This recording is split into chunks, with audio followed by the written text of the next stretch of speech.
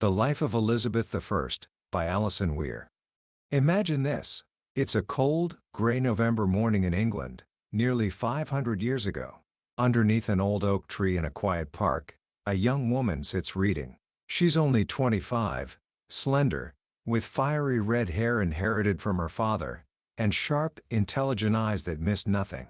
For years, she's lived in careful obscurity, a pawn in the dangerous games of royalty, her very life hanging by a thread more than once. Just months before, she was a prisoner, fearing the executioner's axe. Suddenly, a group of stern-faced men, the most powerful lords in the land, approach. They kneel before her in the damp grass. Her half-sister, Queen Mary, is dead. And she is now Elizabeth, Queen of England. For a moment, she's speechless, overwhelmed. Then, sinking to her knees, she whispers in Latin words from the Psalms, "This is the Lord's doing. It is marvelous in our eyes." What must that have felt like? To go from prisoner to monarch almost overnight? To inherit a kingdom on the brink of collapse? Broke, divided by religion, surrounded by enemies? Most people, looking at this young woman in 1558, would have doubted she could even survive, let alone rule. A woman ruling alone? In that age, it seemed unnatural. Impossible. Yet, this young woman would not only survive, she would reign for nearly half a century, giving her name to an entire age, and becoming one of the most remarkable rulers England, perhaps the world, has ever known. Hello there, welcome. Today, we're diving into the life of this extraordinary figure through the eyes of Alison Weir, a brilliant historian who brings the past to life like few others can. Her book, The Life of Elizabeth I, isn't just a list of dates and battles. It's a deep, personal look into the heart and mind of Elizabeth Tudor, the woman behind the crown, the human being navigating treacherous political waters, complex relationships, and the immense burden of solitary power. Alison Weir has spent years immersed in the Tudor world, and in this book, she paints a vivid portrait of Elizabeth, drawing on letters, eyewitness accounts, and the whispers of the past. Forget the stiff, distant figure you might see in paintings. By the end of our journey today, you'll understand how a young princess, marked by tragedy and danger from birth, forged herself into a ruler of immense skill, courage, and complexity. You'll see the choices she made, the sacrifices, the moments of triumph and vulnerability. You'll understand the story of Elizabeth, not just as a queen, but as a person who shaped history, and whose legacy still echoes today. So, settle in, and let's explore the life of Elizabeth I. Host. To truly understand Elizabeth, you have to understand the world she was born into, and the England she inherited in 1558. It was, frankly, a mess. Her half-sister, Mary Tudor, history remembers her, perhaps unfairly, as Bloody Mary, had just died after 5 miserable years on the throne. Mary, a devout Catholic, had tried desperately to undo the religious changes started by their father, Henry VIII, and continued by their brother, Edward VI. She married Philip II of Spain, Europe's most powerful Catholic king, hoping for heirs to secure her Catholic restoration. But the marriage was deeply unpopular, dragged England into Spain's costly wars, and lost England its last foothold on the continent, the port of Calais. Worse, Mary's fierce conviction led her to burn nearly 300 Protestants at the stake for heresy.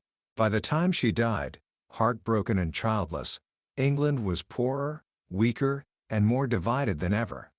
Imagine stepping into that.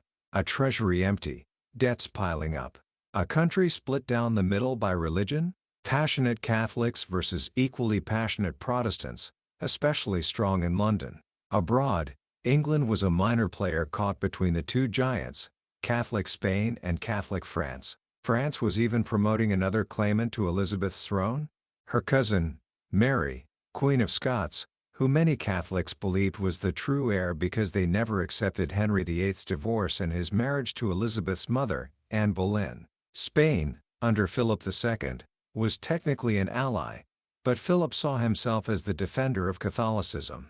If Elizabeth returned England to Protestantism, as everyone expected, that alliance, and England's safety, would be in grave danger. And Elizabeth herself? Her claim to the throne was shaky in many eyes. Henry VIII had declared her illegitimate after executing her mother. Though he later put her back in the line of succession, the taint of bastardy never fully disappeared.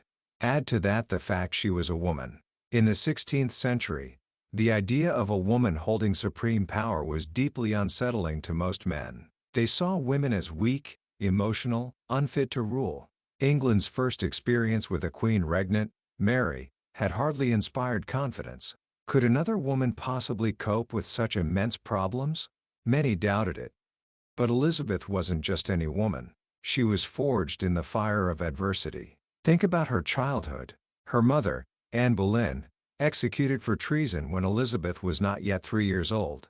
Imagine the confusion, the whispers, the dawning realization of that horror for a young, intelligent child. Then, a revolving door of stepmothers. One of them, Catherine Howard, another relative of her mother's, also met her end on the executioner's block for alleged adultery when Elizabeth was just 8. It's around this time she supposedly told her childhood friend, Robert Dudley, "I will never marry." Can we blame her? Marriage, in her young eyes, must have seemed inextricably linked with danger, disgrace, even death. Yet, despite the instability and the emotional scars, she received an extraordinary education. Supervised by her last stepmother, the kind Catherine Parr, and taught by brilliant scholars like Roger Ascham, she blossomed.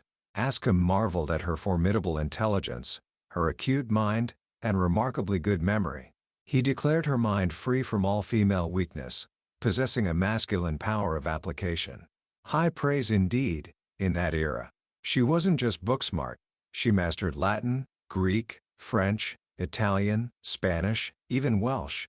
She read history voraciously, loved philosophy, excelled at calligraphy, music, playing the lute and virginals, dancing, riding, and hunting.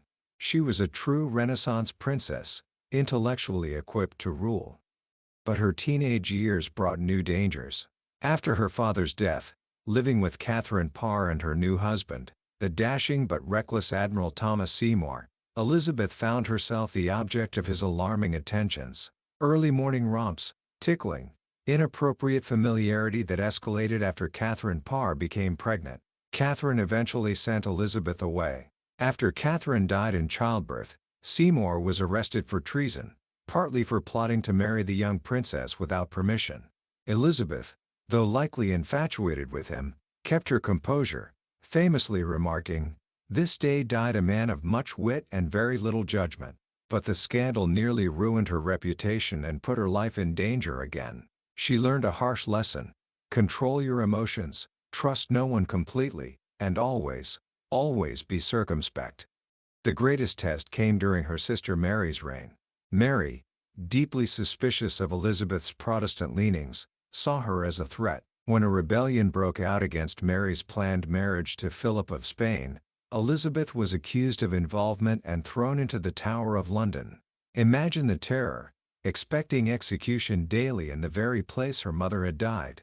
She later called it the most traumatic time of her youth, believing her survival was a miracle, God's intervention.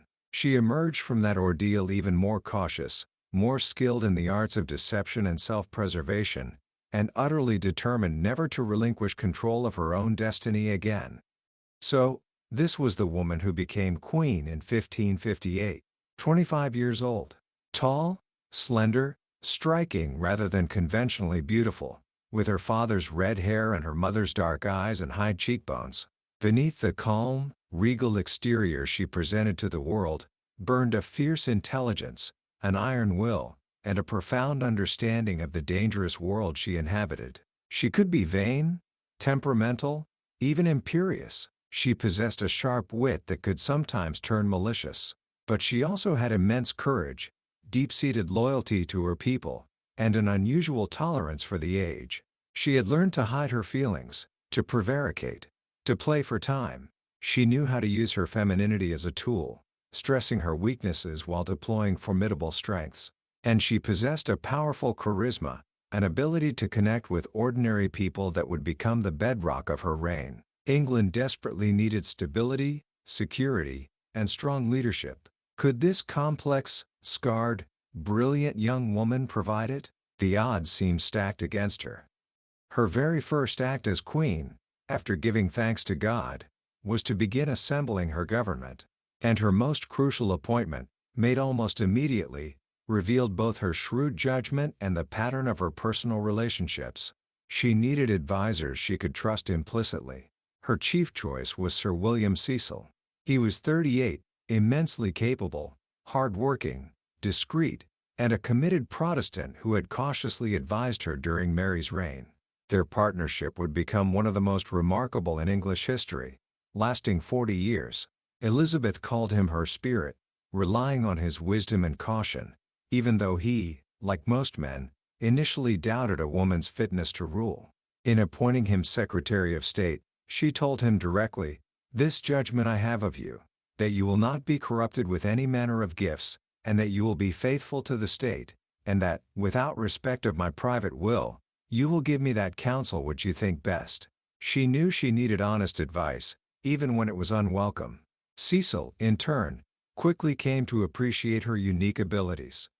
But even as she appointed this pillar of stability, Elizabeth made another, far more controversial choice. She named her childhood friend, Lord Robert Dudley, as Master of the Horse. This was a prestigious position, responsible for the royal stables, state processions, and court entertainments. Dudley was handsome, charismatic, skilled in all the courtly arts, and almost exactly Elizabeth's age. They had known each other since she was 8. He had shared lessons with her, offered support during Mary's reign, even selling land to help her.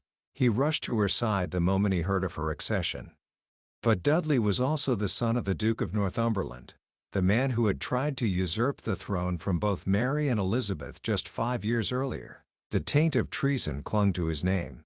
And, perhaps more significantly for the future, Robert Dudley was already married. His wife, Amy Robsart, lived quietly in the country.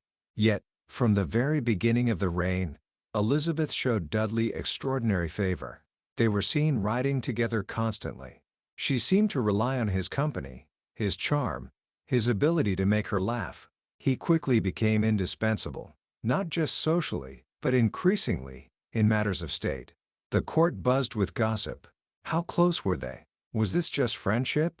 Or something more? The Spanish ambassador, de Feria, wrote home in April 1559, just 5 months into the reign, reporting rumors that the Queen visited Dudley's chamber day and night and was only waiting for his ailing wife to die so she could marry him. Thus, the stage was set.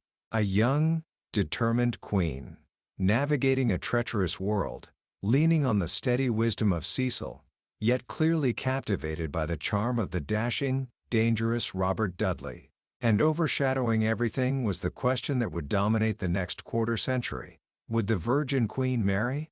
And if so, who? The coronation in January 1559 was a masterstroke of political theater. Elizabeth understood the power of spectacle. In an age where legitimacy was questioned, she needed to present herself as the undoubted, magnificent Queen of England. The procession through London the day before was a triumph. Dressed in cloth of gold, carried in an open litter, she deliberately engaged with the crowds. She smiled, she waved, she stopped to accept flowers from poor women, she spoke with tender and gentle language to humble folk. One observer wrote, "If ever any person had either the gift or the style to win the hearts of the people, it was this queen." Her spirit seemed to be everywhere. She deliberately combined mildness with majesty, forging a bond with her subjects that would prove unbreakable. The city responded with elaborate pageants reinforcing Protestant hopes and Tudor legitimacy, showing Henry VIII and Anne Boleyn united, with Elizabeth as their triumphant heir. When presented with an English Bible, she kissed it, held it to her heart, and promised to be a diligent reader. The message was clear. The coronation service itself, the last in England conducted mainly in Latin, contained another subtle but significant gesture. When the officiating bishop elevated the host, the consecrated bread and wine, a central moment for Catholics, but rejected by Protestants, Elizabeth pointedly withdrew to a curtained chapel, refusing to witness it. Her Protestant subjects took note. The celebrations culminated in a lavish banquet in Westminster Hall. with Elizabeth presiding in regal splendor, solidifying her image as Great Harry's daughter, come to restore England's fortunes. But celebrations couldn't mask the urgent political realities. Barely was she crowned when Parliament presented her with a formal petition. Kneeling before her, the Speaker reminded her that princes are mortal. For the safety of the realm, for the sake of the succession, she must marry, and soon. Imagine the scene. A room full of powerful men, telling this young woman, who had fought so hard for her independence, that her primary duty was to take a husband who could guide her, protect her, and father her heirs. Elizabeth's response became legendary. In a matter most unpleasing, she began, acknowledging their goodwill. She reminded them she had already turned down proposals from most potent princes. Then, holding up her coronation ring, she delivered the words that would define her reign. I am already bound unto a husband, which is the kingdom of England. And as for children, every one of you, and as many as are Englishmen, are children and kinsmen to me. She hadn't entirely ruled out marriage, she conceded. If God directed her that way, she would choose a husband careful of the realm. But, she warned them, it was possible God might wish her to remain single. And as for a successor, she trusted Providence would provide one, perhaps even better than any child born of her own body, for the issue of the best princes many times degenerateth. She concluded with the immortal line, in the end, this shall be for me sufficient, that a marble stone shall declare that a queen, having reigned such a time, lived and died a virgin. Parliament was startled, alarmed. Surely she couldn't be serious. Most assumed it was maidenly modesty, a negotiating tactic. Cecil himself prayed constantly for God send our mistress a husband, and by a son. But was she serious? Alison Weir explores the complex web of reasons behind Elizabeth's stance. There was the political tightrope. Marrying a foreign prince risked alienating her fiercely patriotic subjects, as her sister Mary had discovered. Marrying an English subject, even one she loved like Dudley, could ignite dangerous factionalism and jealousy among the nobility, perhaps even civil war. Elizabeth hesitated to demean her royal blood by marrying a commoner. But deeper than politics were her personal demons. The traumatic childhood association of marriage with death, the intense desire, after years of constraint, to preserve her hard-won freedom and autonomy. 16th-century wives, even queens, were expected to obey their husbands.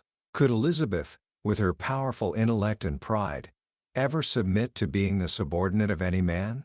She doubted it. She confided to envoys her preference for being a beggar woman and single, far rather than a queen and married. She found the celibate life so agreeable she'd rather die than renounce it. Then there was the physical aspect. Fear of childbirth, a dangerous prospect in that era, claimed the lives of two of her stepmothers and her grandmother. Rumors, fueled by Spanish spies and court gossip, whispered that she might be physically incapable of bearing children. Diphtheria reported this early on. Later investigations, including one by Cecil himself, querying her doctors and ladies, concluded she was physically capable. Elizabeth herself sometimes hinted at problems, perhaps out of caprice, perhaps for diplomatic reasons. Alison Weir suggests that while physical issues can't be proven, a deep psychological aversion, rooted in her traumatic youth, combined with a clear-eyed political calculation, likely explains her lifelong resistance. But resisting marriage didn't mean resisting courtship. Quite the opposite. Elizabeth seemed to adore the attention, the flattery, the game itself, and she played it brilliantly. For the next 25 years, the courts of Europe buzzed with speculation about who would win the hand of the Queen of England. First came her former brother-in-law, Philip II of Spain, perhaps the most powerful man in the world. His ambassador, Diphtheria, proposed on his behalf, expecting Elizabeth to be overwhelmed by the honor. Instead, she stalled, raised objections about religious differences and the awkwardness of marrying her sister's widower, citing her father's great matter. When Philip, with unseemly haste, announced his engagement to a French princess, Elizabeth pretended to be piqued but was secretly delighted. She had kept Spain friendly without sacrificing her independence. Next came the Habsburg archdukes, Ferdinand and Charles, nephews of Philip. Envoys arrived, portraits were exchanged. Elizabeth charmed the ambassadors, expressed interest, but insisted she must see any potential husband before deciding. This was highly unconventional. Royals married for politics, often sight unseen. Sending a prince on approval was deemed undignified. She suggested Charles might visit in disguise. The emperor refused. The negotiations dragged on for years, waxing and waning with the political climate, until finally collapsing over the insurmountable issue of religion. Charles wouldn't abandon Catholicism, and Elizabeth wouldn't permit him to practice it publicly in England. There were others, Eric of Sweden, passionate and persistent, who even set sail for England before being driven back by storms. Elizabeth gently turned him down, preferring friendship.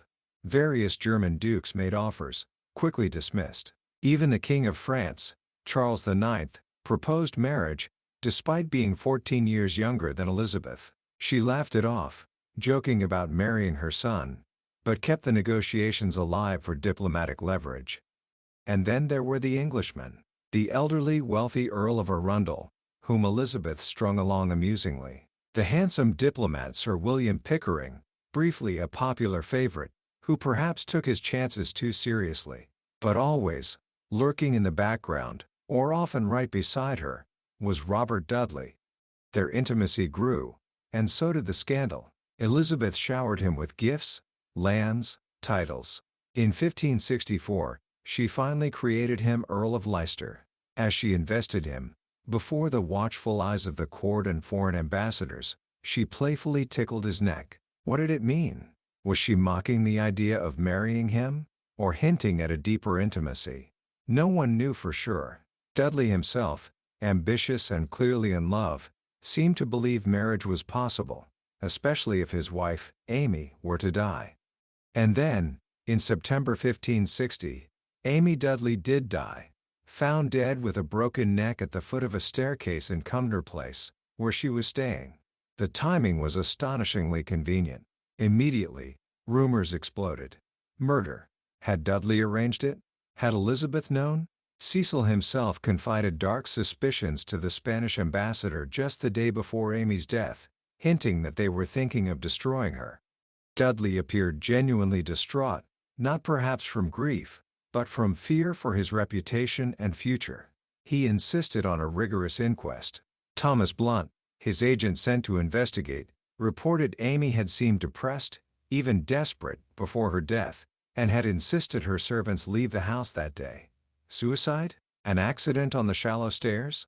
Or murder? Later accounts, like the venomous pamphlet Leicester's Commonwealth, accused Dudley's associate Richard Verney of the crime. Modern historians, including Alison Weir, lean towards a natural cause, possibly advanced breast cancer causing brittle bones, leading to a spontaneous fracture. Whatever the truth, the inquest returned a verdict of accidental death.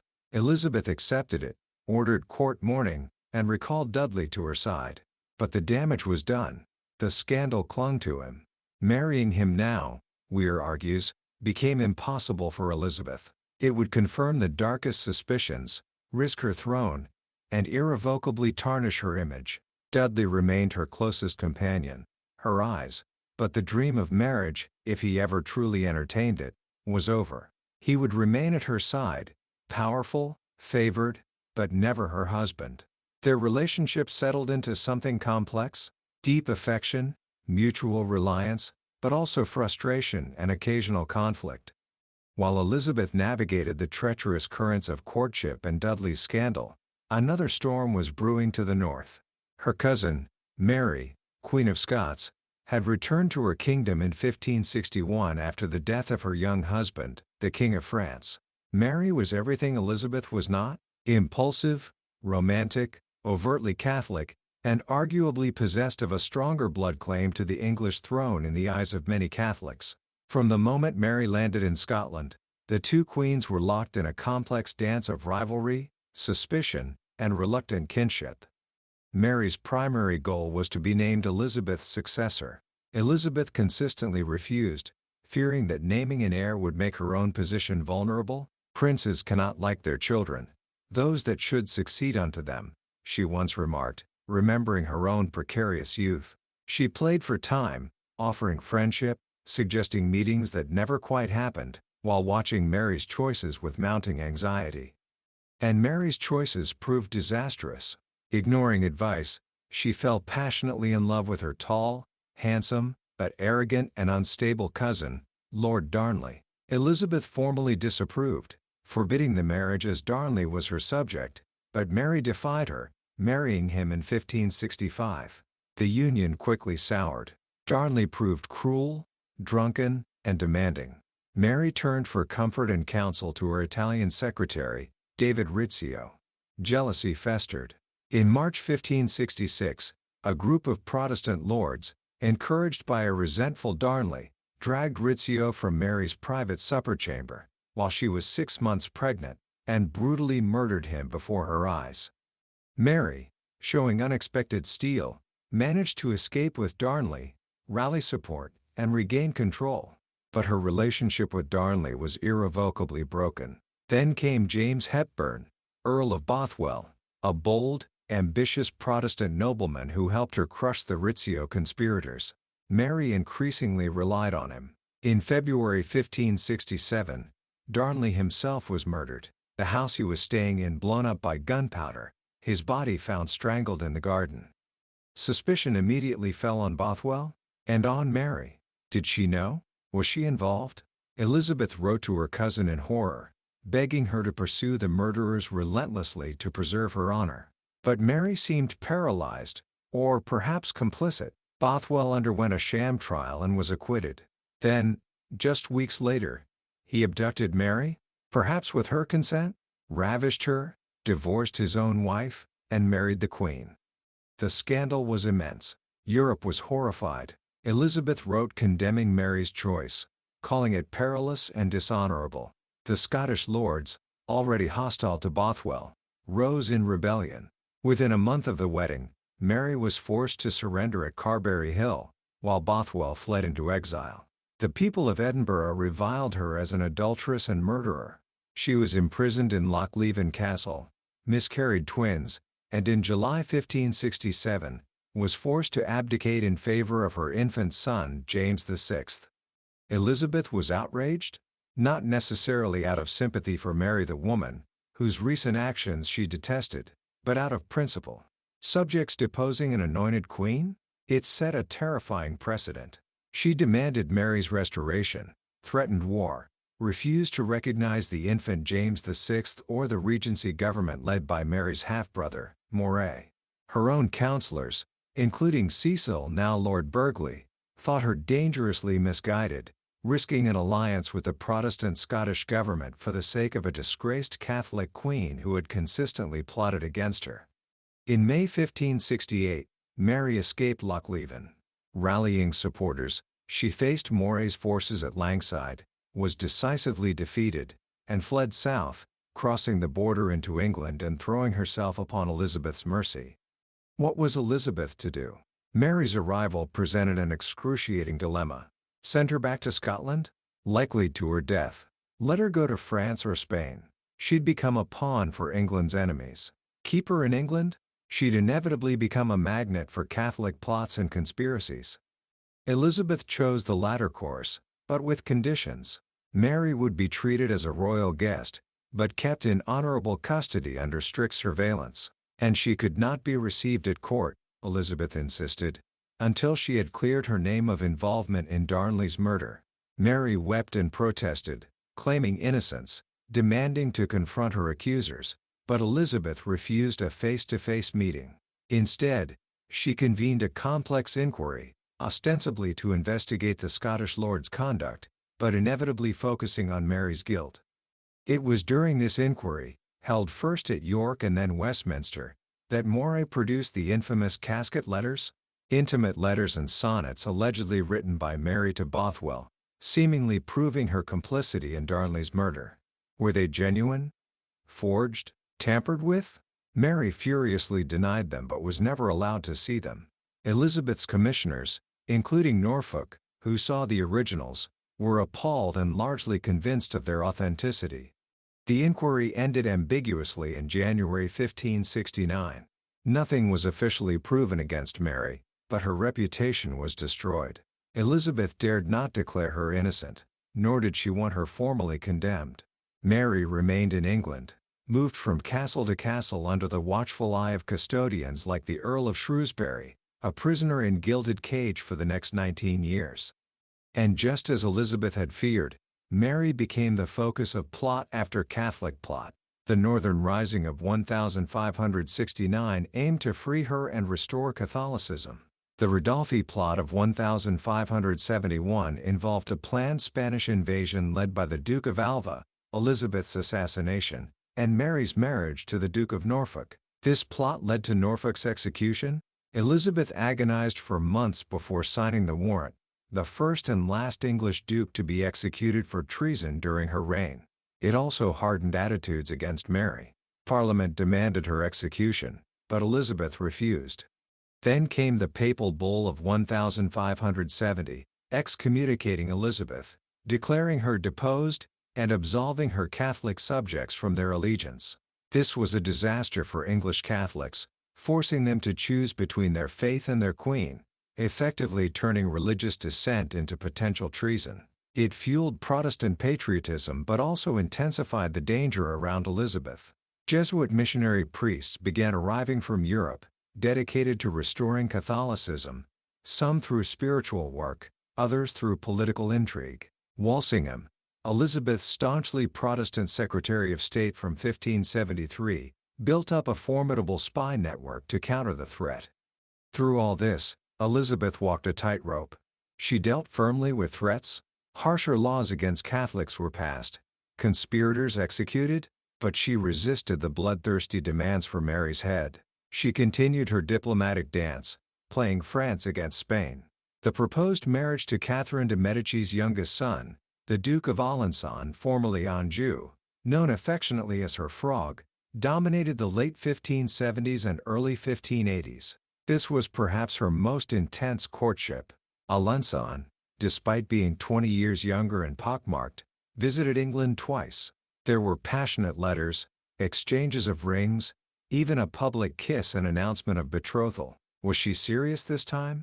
Her counselors were divided. Public opinion, especially Puritan, was hostile to a French Catholic match. The age gap and the political complexities proved too much. Elizabeth, likely using the opposition as a convenient excuse, finally let the proposal die, telling her courtiers sadly she was now an old woman, to whom paternosters will suffice in place of nuptials. Meanwhile, Robert Dudley, Earl of Leicester, had finally accepted Elizabeth would never marry him. He secretly married Mary's former rival, the widowed Lettice Knollys, Countess of Essex, in 1578. When Elizabeth found out, possibly through the French envoy Simier during the Alençon courtship, her fury was volcanic. Lettice was banished from court forever. Leicester suffered temporary disgrace but was eventually forgiven. Their relationship endured, settling into a deep, if sometimes stormy, friendship until his death in 1588. Elizabeth was genuinely heartbroken, keeping his last letter in a casket by her bed until her own death. The final act in the tragedy of Mary Queen of Scots came with the Babington plot in 1586. Walsingham, through brilliant counter-espionage involving intercepted letters smuggled in beer barrels, trapped Mary into explicitly approving a plot by Anthony Babington and his friends to assassinate Elizabeth and facilitate a Spanish invasion. The evidence was incontrovertible. Now Elizabeth had no choice. Mary was tried by a commission of peers at Fotheringay Castle. She defended herself eloquently but was found guilty. Parliament clamored for execution.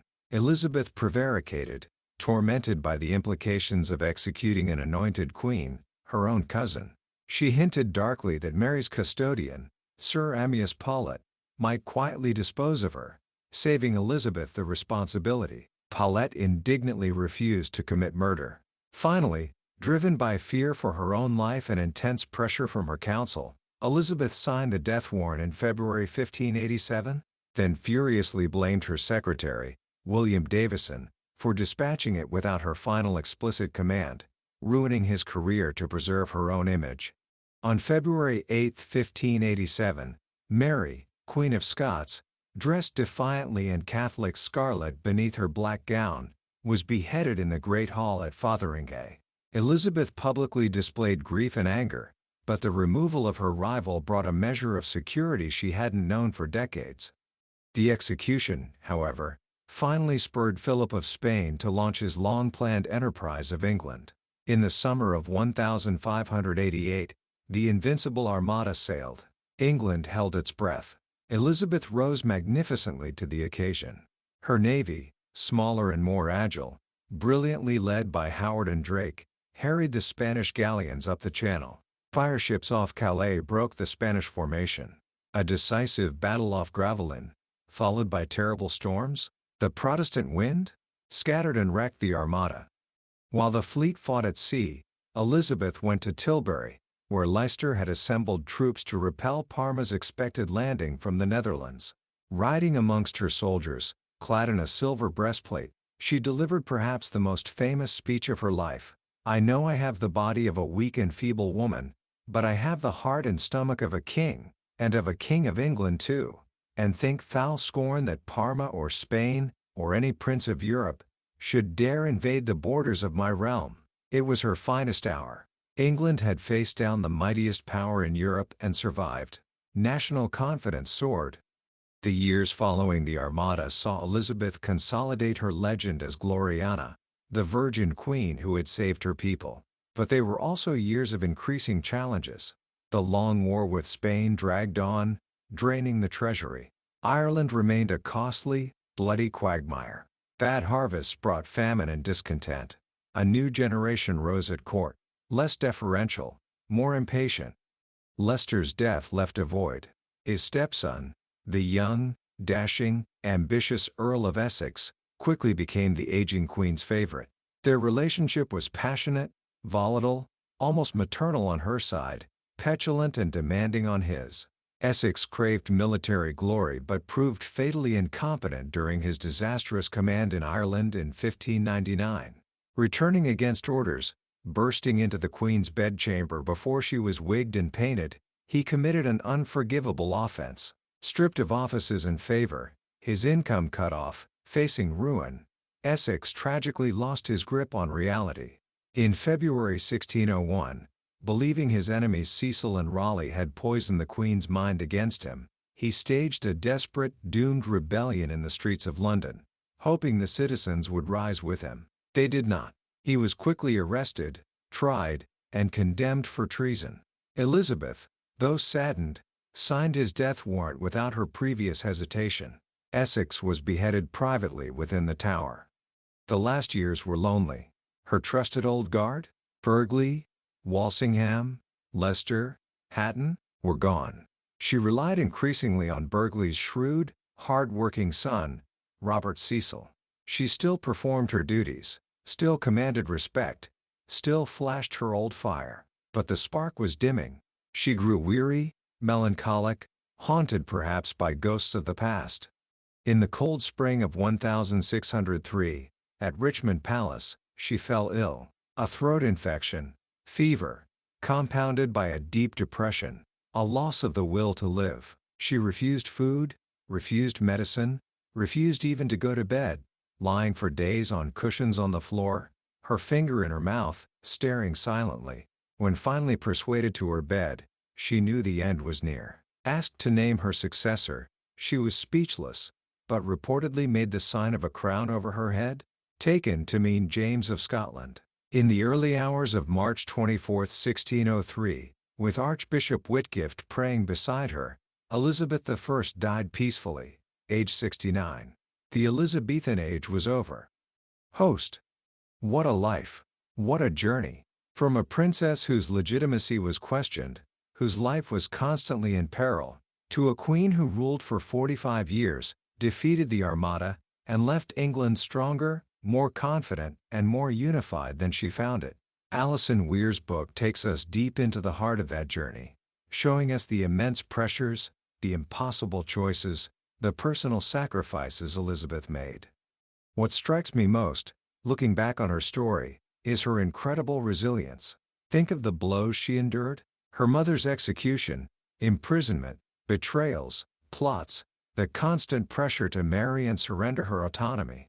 Yet she never broke. She learned, she adapted, she mastered the art of survival and then the art of rule. She used her intelligence, her education, her charm, even her perceived weaknesses, to navigate a world dominated by powerful, often ruthless men. Her decision not to marry, which seemed so baffling and frustrating to her contemporaries, looks in hindsight like a masterstroke, whether born of personal trauma or political calculation, or likely a mix of both. By remaining single, she kept England free from foreign entanglements, avoided internal divisions, and maintained absolute control over her own destiny and her kingdoms. She truly became wedded to her people, transforming her status as the Virgin Queen from a potential liability into a powerful symbol of national devotion and divine favor. And her connection with her people, that was real. Her progresses, her speeches, her willingness to engage with even the humblest subjects, she understood, perhaps better than any monarch before or since, that her power rested ultimately on their love and loyalty, and she cultivated it brilliantly. Are there lessons for us today? Absolutely. Think about leadership under pressure. Elizabeth faced constant threats, internal and external, yet she rarely panicked. She sought counsel, but trusted her own judgment. She understood the power of image, of communication, of connecting with those she led.